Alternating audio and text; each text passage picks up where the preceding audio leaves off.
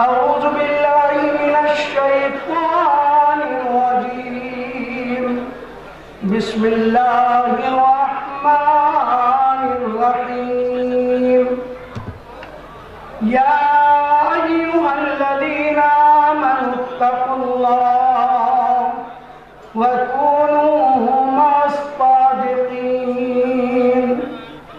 قال النبي صلى الله عليه وسلم: خيركم من تعلم القرآن وعلمه. صدق الله العظيم وصدق رسوله النبي الكريم، ونحن على ذلك من الشاهدين والشاكرين. قابل قدر معزز بزرگان دین، اسٹیج پر تشریف فرما صدر محترم و ہمارے مشرف اساتذہ کرام و علماء اعظام اور علاقے کے دیگر معزز شخصیات، اس میں ہمارے وہ معزز برادران وطن ہیں جس علاقے میں یہ مدرسہ واقع ہے. اس مدرسے کے علاقے کے بہت سارے ہمارے ہندو احباب جو اس مدرسے سے دلی لگاؤ رکھتے ہیں، ہمارے ام محترم جو اس مدرسے کے بانی ہیں، اس مدرسے کے سرپرست ہیں، اور اس علاقے کے اندر کئی مدارس ہیں جن میں سے ایک مدرسہ جامع زکریا سید پور کرم کیا ہے اور تیسرا مدرسہ دیا گنج کا ہے. ان تمام مدارس کے بانی ہیں، اس مدرسے کے ذمہ دار ہیں، اور علاقے کے بے شمار مساجد ہیں جو علاقے کو انہوں نے دیا اور علاقے کی تاریکی کو دور کیا اور علاقے کی ضلالت و گمراہی کو دور کرنے کے لیے انہوں نے جو خدمات پیش کی وہ ہمارے مشفق چچا حضرت مولانا کبیر الدین فاران مظاہری ہیں، جو صدر ہیں ابو الحسن علی ایڈوکیشنل اینڈ ویلفیئر ٹرسٹ کے، اور سیکریٹری ہیں حضرت مولانا ارشد کبیر خاقان، جنہوں نے اپنی محنت سے اس علاقے کے اندر مدرسے کا جال بچھایا، مساجد کا جال بچھایا، مکاتب کا جال بچھایا.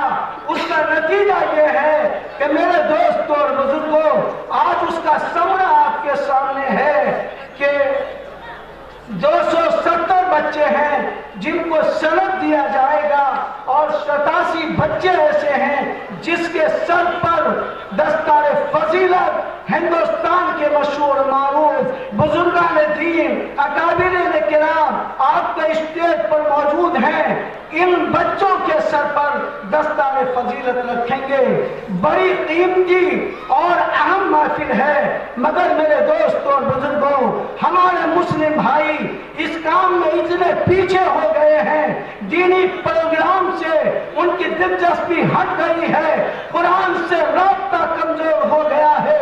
ہمارے بہت سارے غیر مسلم بھائی اسٹیج پر بہت دیر سے تشریف فرما ہے، وہ اطمینان سے آپ کے پروگرام کو سن رہے ہیں، آپ کے میرے دوستوں اور بزرگوں طریقوں کو دیکھ رہے ہیں.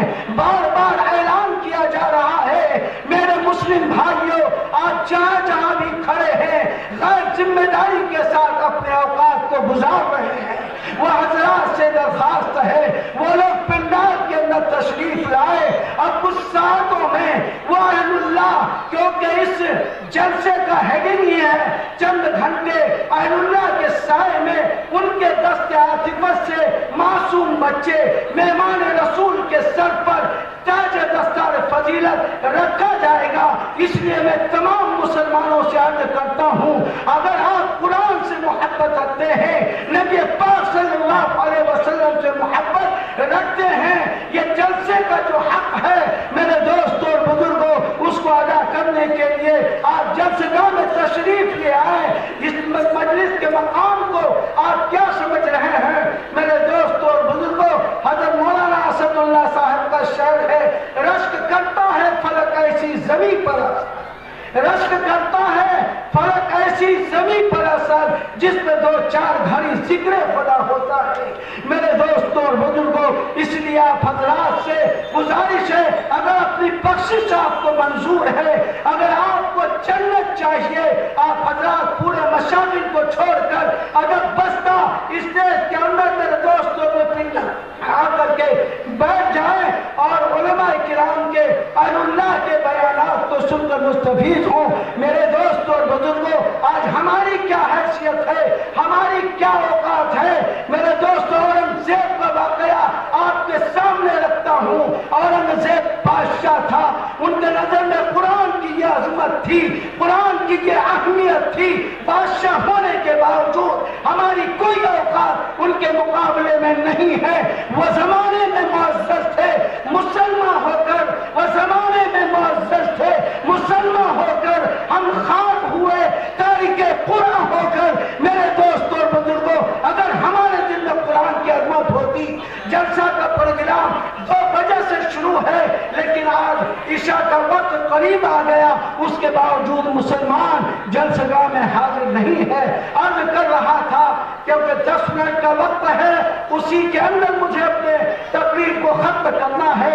औरंगजेब का जो बेटा हाफिज कुरान हो गया, उस बच्चे को औरंगजेब ने अपने बाप शाहजहां के पास भेजा, कहा कि बेटा जाओ अपने दादा से मिलकर के आओ, सलाम कलाम करके आओ।